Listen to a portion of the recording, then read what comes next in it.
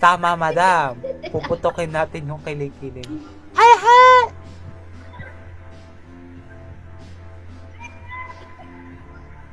Wala, maganda ng t-shirt niya.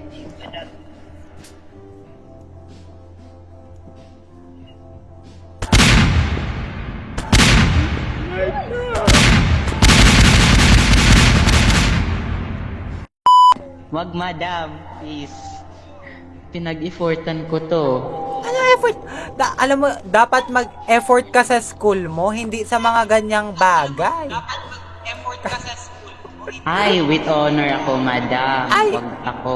With honor naman pala to, with honor.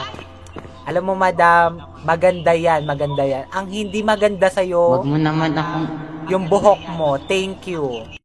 Umalis ka na, madam. Nagdidilim ako sa buhok mo. Sa buhok mo Teka ko lang, na madam.